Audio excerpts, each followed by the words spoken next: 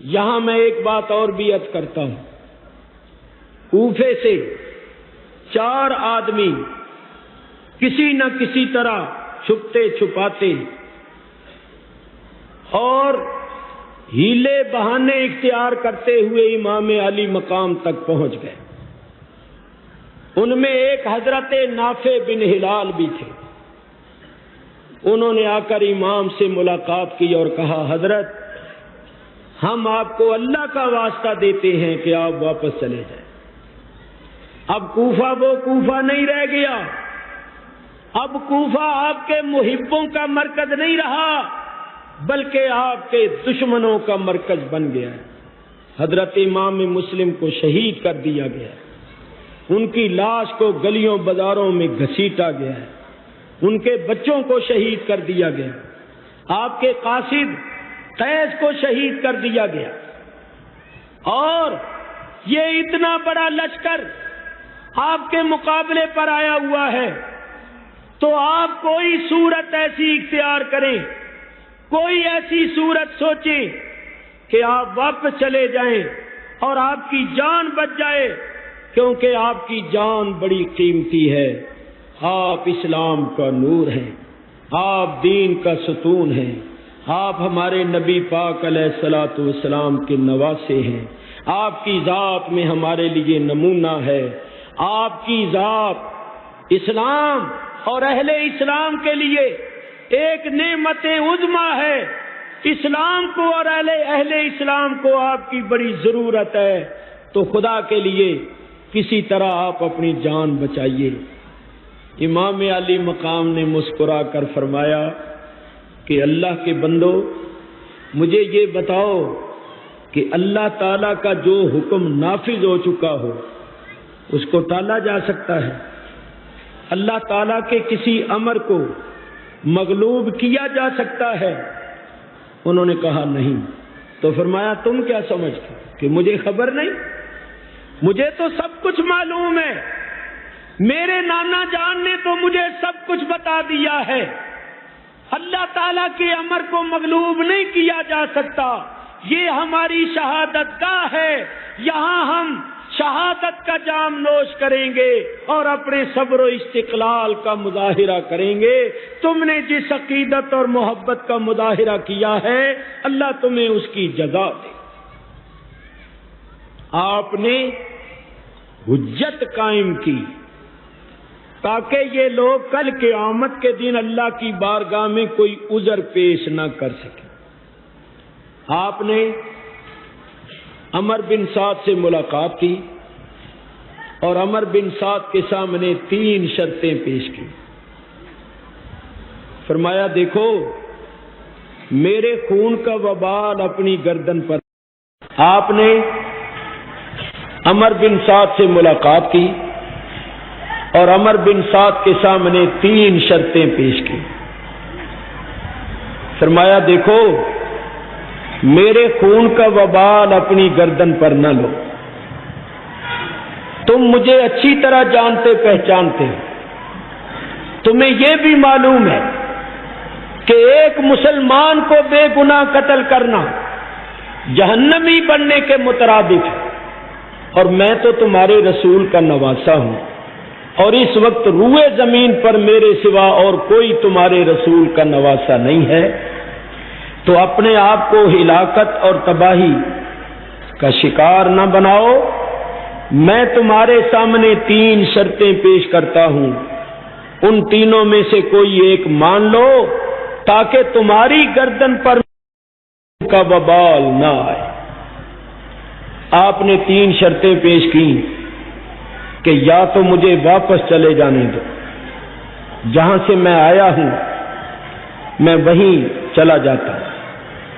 اگر واپس مکے نہیں جانے دیتے ہو تو مجھے کسی اور ملک کی طرف چلے جانے دو، مجھے اپنے ملک کی حدود سلطنت سے باہر نکال دو، میں کسی اور ملک میں جا کر اسلام کی تبلیغ کرتے ہوئے اپنی زندگی کے دن گزار دوں۔ اگر تم مجھے کسی اور ملک اور کسی سرحد کی طرف نہیں جانے دیتے ہو تو پھر مجھے سیدھا یزید کے پاس لے چلو، میں جانوں اور وہ جانے،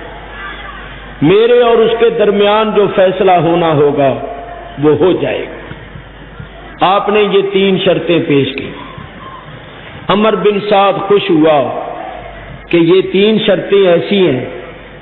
کہ ان میں سے کوئی ایک شرط ضرور مان لینی چاہیے۔ اس نے فوراً سپاہی دوڑائے اور ابن زیاد کے پاس یہ 3 شرطیں بھیجی اور ساتھ یہ بھی لکھا کہ میرا مشورہ بھی یہی ہے کہ ان 3 شرطوں میں سے کوئی ایک شرط مان لینی چاہیے تاکہ کشت و خون اور قتل و غارت نہ ہو۔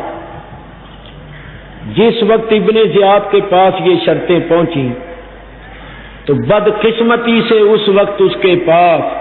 شمر ذی الجوشن بیٹھا ہوا تھا۔ عمر بن سعد کی بھیجی ہوئی شرطوں کے متعلق ابن زیاد نے شمر سے مشورہ کیا۔ شمر نے کہا اے امیر سنو، میں تمہیں بتاؤں، حسین اب بھاگنے کی کوشش کر رہے ہیں چونکہ ہمارے پنجوں نے اس کو جکڑ لیا ہے، اب وہ پھنس گیا ہے، اب کوئی راہ فرار نہیں رہی، کوئی بھاگنے اور نکلنے کا موقع اس کے واسطے نہیں رہا، تو وہ ایک چال چل رہا ہے، چاہتا ہے کہ اس وقت میں ان کے شکنجے سے اور ان کے پنجے سے آزاد ہو جاؤں۔ اگر تو نے اس موقع کو کھو دیا اور حسین کو اجازت دے دی تو پھر اس پر قابو پانا بڑا مشکل ہو جائے گا۔ اب تو ہمارے پنجوں نے اس کو جکڑا ہوا ہے، اس واسطے اس کو بالکل مہلت نہیں دینی چاہیے اور اس کی کوئی بھی شرط منظور نہیں کرنی چاہیے۔ شمر نے کہا میں سمجھتا ہوں کہ یہ ساری شرارت عمر بن سعد کی ہے، وہ حسین کو قتل نہیں کرنا چاہتا، تو ایسا کرو کہ عمر بن سعد کو معزول کر دو، اس کی جگہ مجھے گورنر بنا دو تہران کا، اور یہ مہم بھی میرے سپرد کر دو۔ میں تمہیں یہ مہم فوراً سر کر کے دکھاتا ہوں، مجھے بھیجو اور عمر بن سعد کو خط لکھو کہ یا تو حسین کو فوراً قتل کرو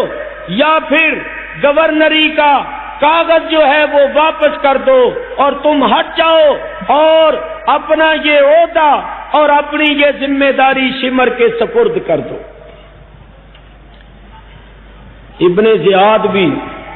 شمر کی باتوں میں آ گیا، پہلے بھی اس کا ارادہ مضبوط تھا اور مضبوط ہو گیا، اور اس نے عمر بن سعد کو لکھ دیا اور خط دے کر شمر کو بھیجا۔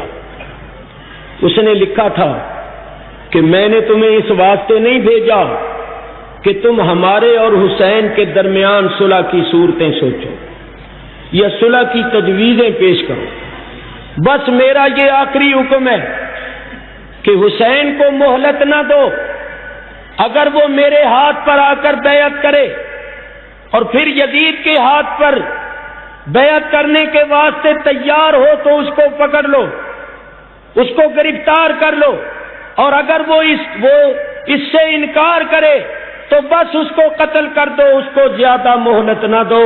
کہیں ایسا نہ ہو کہ اس کی مدد کے لیے کسی طرف سے کوئی فوج یا لشکر آ جائے اور لینے کے دینے پڑ جائے، اور اگر تم اس کام کے واسطے تیار نہیں ہو تو تمہارے پاس جو تقرری کا کاغذ ہے وہ شمر کے حوالے کر دو، اور فوج کی کمان جو تمہارے پاس ہے وہ بھی شمر کے سپرد کر دو، اور تم سبکدوش ہو جاؤ، آزاد ہو جاؤ، پھر اس کام کو شمر کرے گا۔ شمر جب یہ خط لے کر پہنچا تو عمر بن سعد نے کہا بدبخت یہ سب تیری شرارت معلوم ہوتی ہے، میں نے تو چاہا تھا کہ کسی طرح ہم لوگ اس وبال سے بچ جائیں اور ہماری گردن پر اولاد رسول کے خون کا وبال نہ آئے، مگر اب میں تیری آنکھیں بھی ٹھنڈی نہیں کروں گا، رہ کی گورنری تجھے بھی نہیں لینے دوں گا، میں رہ کی گورنری کو نہیں چھوڑوں گا، میں اس مہم کو سر کروں گا۔ شمر ابن زیاد کی طرف سے یہ بھی پیغام لے کر آیا تھا کہ حسین اور نہر فرات کے درمیان حائل ہو جاؤ اور ان کو نہر فرات کی ایک بوند بھی نہ لینے دو۔ چنانچہ اس شمر کے آنے پر عمر بن سعد نے امام علی مقام کو واضح طور پر یہ کہہ دیا کہ بس اب دو ہی راستے ہیں، یا تو بیعت کرو یا لڑنے کے واسطے تیار ہو جاؤ۔ محرم کی 7 تاریخ کی صبح سے پانی بھی بند کر دیا گیا۔ نہر فرات پر 4000 افراد متعین کر دیے اور ان کو عمر بن سعد نے یہ حکم دیا تھا کہ آل رسول میں سے، حسین کے رفقا میں سے کوئی پانی کی ایک بوند بھی لے جانے میں کامیاب نہ ہو۔ چنانچہ شاعر کہتا ہے، حاکم کا حکم یہ تھا کہ پانی بشر پیئے، گھوڑے پیئے، اونٹ پیئے، اہل ہنر پیئے، سب پیئے، چرند و پرند پیئے، منع تم نہ کیجیو، مگر ایک فاطمہ کے لال کو پانی نہ دیجیو۔ وہ نہر فرات جس کا پانی یہودی اور عیسائی، کافر و مشرک تلک پی رہے تھے، درندے اور چرندے پی رہے تھے، کتے اور بلے تک پی رہے تھے، اس نہر فرات کا پانی آل رسول پر بند کر دیا گیا۔ کس پر بند کر دیا گیا؟ اس حسین پر جس کا نانا مالک کوثر ہے اور باپ ساقی یہ کوثر ہے۔ بدبختوں نے یہ خیال نہ کیا کہ اس کا پانی بند کر کے اس کے باپ اور اس کے نانا جان کے ہاتھوں ہم کوثر کے جام کس طرح پی سکتے ہیں، مگر میں یہ کہتا ہوں کہ ان کے مقدر میں کوثر کے جام تھے ہی نہیں، ورنہ وہ ایسی بدبختی کا مظاہرہ نہ کرتے۔ امام علی مقام حضرت حسین رضی اللہ تعالیٰ عنہ نے اپنے چند رفقا کو بھیجا۔ آپ کے رفقا یزیدیوں کے پاس گئے، عمر بن سعد سے ملے کہ کم از کم پانی تو بند نہ کرو، تم تو 22,000 ہو اور ہم تو لڑنے والے کل 72 ہیں، پانی پی کر بھی تمہارا مقابلہ نہیں کر سکتے، ہم پورا ساز و سامان جنگ بھی نہیں رکھتے، اور تم تو ہر قسم کے ساز و سامان کے ساتھ آئے ہو، پانی تو بند نہ کرو۔ اگر تمہیں ہمارا خیال نہیں تو رسول زادیوں کا خیال کرو، چھوٹے چھوٹے بچوں کا خیال کرو۔ پانی ایک ایسی چیز ہے جس کی ہر وقت ضرورت ہے، کہنے سننے پر بھی وہ بدبخت پانی دینے کے واسطے تیار نہ ہوئے۔ یاد رکھو یہ حجت قائم ہو رہی تھی، یہ حجتیں قائم ہو رہی تھی کہ یہ بدبخت کل قیامت کے دن اللہ کی بارگاہ میں کوئی عذر پیش نہ کر سکیں، یہ نہ کہہ سکیں کہ اے اللہ اگر تیرے نبی کا نواسا ہم سے پانی مانگتا تو ہم ضرور دے دیتے۔ انہوں نے پانی مانگا ہی نہیں، آپ نے حجت قائم کی تاکہ اللہ کے فرشتے لکھ لیں، اور کل قیامت کے دن جب اللہ کی بارگاہ میں یہ مقدمہ پیش ہو تو وہاں یہ بات بھی آ جائے کہ ان ظالموں نے مانگنے پر بھی پانی نہیں دیا۔